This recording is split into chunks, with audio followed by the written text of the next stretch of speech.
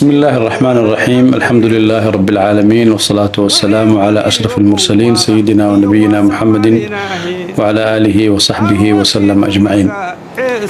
وحنو ودنا تحنيه أن أهل الدونو مغعيد إلهي سبحانه وتعالى، وأن كهر مريني دور عشر وهردع نقنية أما صليق نقنية مغعيد إلهي مركا أن قد قال إلى نشرحنا si aan u fahamno qofka bini aadamka ah ee waxaan la falgali doona noocyada ay kala yihiin iyo siday u fakaraan iyo siday u samaysan yihiin iyo siday maskaxdooda u maareyn doonto marka ay baranayaan magacyada Ilaahay subhanahu wa ta'ala.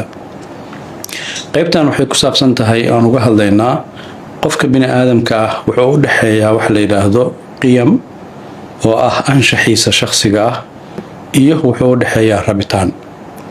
labadaas inta badan qofka bini aadamka ah oo dhexda ugu jira waxna uu rabaa anshax ama qiyamna waa laga rabaa inuu ilaaliyo oo ku sugnaado. qiyamkaas waxay maamuli doonaan waxa uu sameyn doono ama waxa uu rabi doono. sida darteed qiyamtu waxay u qaybsantaa ama anshaxu wuxuu u qaybsamaa labo, waa khayr iyo shar oo ah wax wanaagsan iyo wax xun. haddii wuxuu marka ay khayr yihiin waxa loo yaqaano inay tahay anshax wanaagsan oo qiimaheeduna sareeyo wanaageeduna uu sareeyo. haddii wuxuu ay shar yihiinna waxay noqonayaan qiyam ama anshax aan wanaagsanayn oo bini aadanka dhibaato iyo mushkiladaha dhow u keeni doona. sidaa darteed waxay culimadu ka hadleen maxaa la yiraahdaa akhlaaq sideedaba. anshax maxaa la dhahaa? qofkan waxaan waa akhlaaq fiican ama waa akhlaaq xun, maxaa waaye halbeeg lagu garanayo? culimadu waxay yiraahdeen akhlaaqda waxa weeye sideedaba waa waxa wanaagsan waxaad ku garanaysaa waxa naftaadu u janjeerto samaynteedana ay ku degayso hadday rabto aysan samaynin. yacni markaad aragto deeqsinimo waa rabtaa, markaad aragto run qalbigaagu waa ku degayaa, jirkaaguna waa u janjeerayaa, laakiin waa laga yaabaa inaadan adiga samaynin. maxaa la dhahaa akhlaaq xun? akhlaaq xun waxaa la dhahaa waxa aad diidan tahay haddaa rabto samee, been baa sheegaysaa, adoo og inay xun tahay baad samaynaysaa. qofku dhahaya beentu waa wanaagsan tahay ma jirto, sababta waxay ka soo horjeedaa abuurka Ilaahay qofka uu jirkiisa iyo shakhsiyadiisa u sameeyay oo islaamku uu yaqaano alfitra. maxaa marka ka timaada qiyamta anshaxa qofku xagee uu ka soo dhashaa oo uu ka yimaada? wuxuu marka hore ka yimaadaa waxa uu bartay, sidoo raba ha ku barto, ama TV ha ka barto, ama warbaahin ha ka barto, ama environment-ga uu ku dhexleeyahay ha ku barto. waxa barashada uu ku helay waxay saameyn ku yeeshaan anshaxiisa shakhsiga iyo habdhaqankiisa shakhsiga ah. waxa kaloo saameyn ayadana ku yeelata waxa uu noloshiisa la nool yahay ee uu arko, ee waxbarashadiisa ku arko, ee gurigiisa ku arko, ee deegaankiisa ku arko, ishiisu ay qabanayaan. labadaas marka waxa ka dhalanayaan qofkan inuu go'aan ka gaaro rabitaankiisa waxa uu sameynayo iyo waxa uusan sameynaynin, laana qofkan wuxuu noqday qof sameysmay oo anshaxiisu mar hore uu sameysmay. taas waxay keenaysaa marka talaabo qaadkiisa waxa xukumaya labadaas aan soo sheegnay ah waxa maskaxdiisa galay oo bartay ama wax ishiisu qabatay. labadaas waxay abuurayaan qofkan qiyam kale ama qiyam xun leh ama qiyam fiican leh. markay qiyamku wanaagsan yihiin oo qofku anshaxiisa wanaagsan yahay oo akhlaaqdiisu wanaagsan tahay wuxuu gaaraa heerar aad iyo aad u sareeya. heerarkaas Ilaahay culimadu ka gaarsiiyaan qofku si uu anshaxiisa u ilaaliyo wax kasta u huraa. dabeecad wuxuu u huraa noloshiisa, wuxuu u huraa dhaqaalihiisa, wuxuu u huraa shaqadiisa. mararka qaar wuxuu u huri karaa anshax wanaagsan sidoo u ilaashado naftiisa u huraa. sababta ugu huraya naftiisa maxay tahay? marka uu dhinto ka bacdi wuxuu ummadiisa iyo bulshada uu la noolaa wuxuu ka helayaa aqoonsi iyo tixgelin u waaraya. oo maxaan dhahaynaa?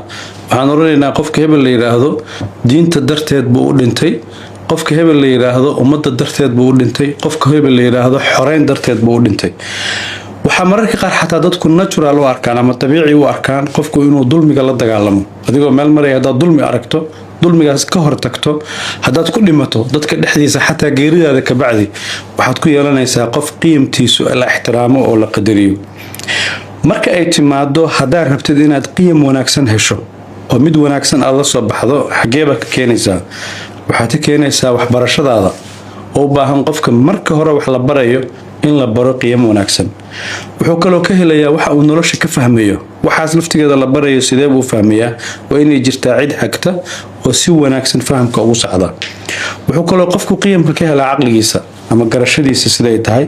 Caqliguna asalkiisa markii la soo koobo waxay noqotay in aad fahamto waxa danta ku ah, aadna fahamto waxa aan danta ku ahayn. wuxuu kaloo qofku ka gartaa waxa af carabiga lagu yiraahdo alfitna ama af Soomaaliga lagu oran karo dhiifoonaan. qof maskaxdiisu ay soo jeedo oo degdeg wax u fahmi kara, maskaxdiisuna ay degdeg wax u qaban karto.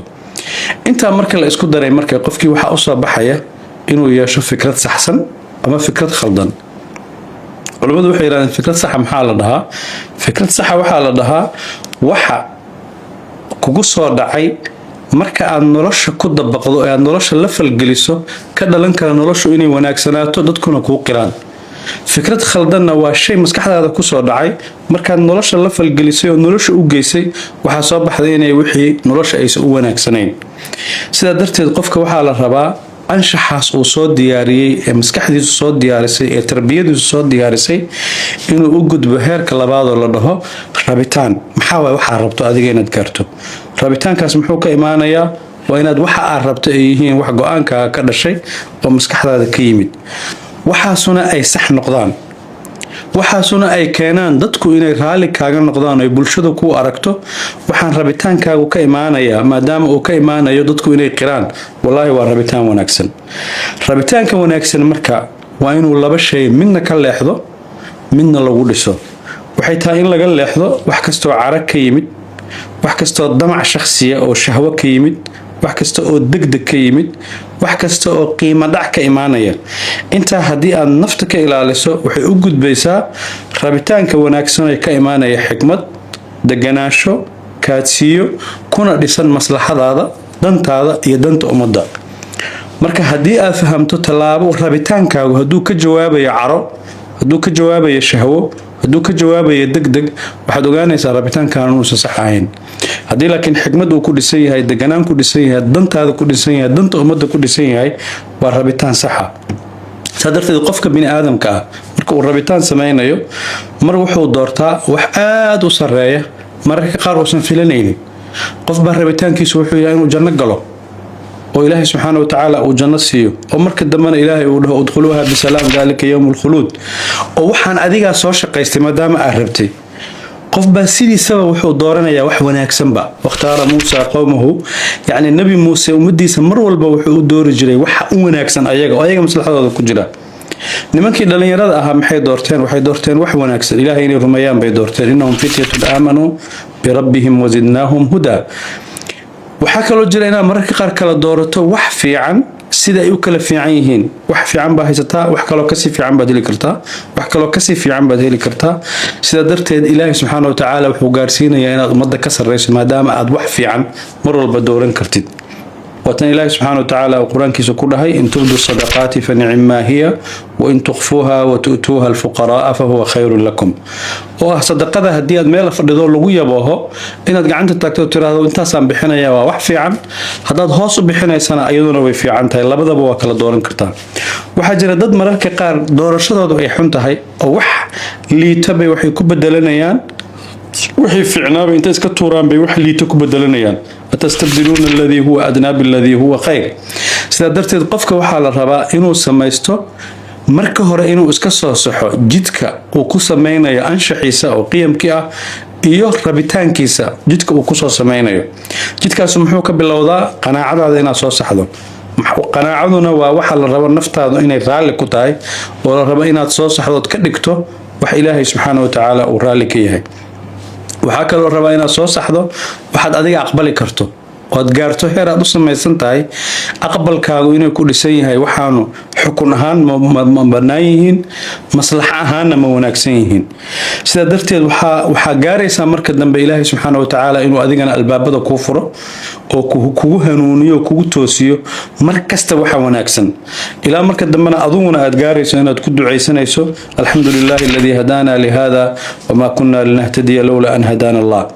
midda u dambeysana waxa weeye qofka in la gaarsiiyo inuu wax wanaagsan u arko in asaga uu qof wanaagsan yahay oo loola jeedo runta in adiga inaad sheegtay aad ku faraxsan tahay, sadaqada inaad la baxdo inaad ku faraxsan tahay, axsaan inaad dadka u samaysay inaad ku faraxsan tahay, cagsigeedana aad u aragto wax ceeb ah oo aan ku qalmin.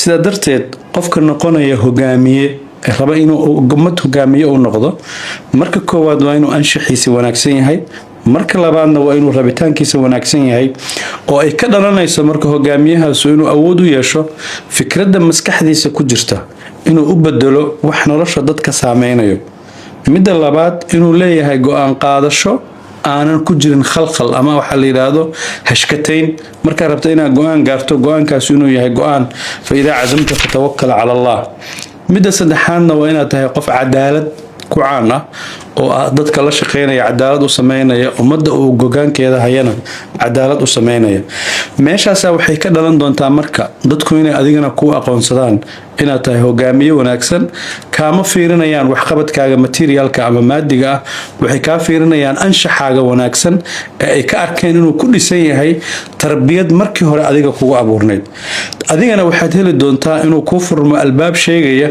dareenkaagu inuu yahay dareen dadka ka sareeya ka wanaagsan oo aan la mid noqonaynin ilaa dhibaatada ay dhacday ku taabato inaad wax ku fahmin laakiin aad leedahay dhiifoonaan aad ku akhrin karto mustaqbalka waxaana ka heli doontaa in laga dhaxlo aduguna aad dhaxasho sumcad wanaagsan oo nabiyada Ilaahay subhanahu wa ta'ala soo diray oo dhan waxaan anaga ka dhaxalnay inay ahaayeen anbiyo ayaguna wanaagsana taariikhdoodii iyo siiradoodii iyo hidahoodii markii loo soo akhriyayna waxay noogu soo aroortay inaan anaga raadkoodii Ilaahay uu noo reebay wa tarakna alayhi fil aakhirin yaani in mar walba adiga maskaxdaada ay ku harayso nabi Muuse taariikhdiisa aad darsayso nabi Ibrahim taariikhdiisa aad darsayso nabi Muhammad alayhi salatu wasalaam aad darsayso oo aad darsayso dabeecadoodii rabitaankoodii wuxuu ku dhisnaa sadarteed waa meesha aan rabno markaan anshaxa noo hagaago rabitaankana noo hagaago Ilaahay magacyadiisana aan barano inay intay isla falgalaan ay noo soo baxaan mujtamac wanaagsan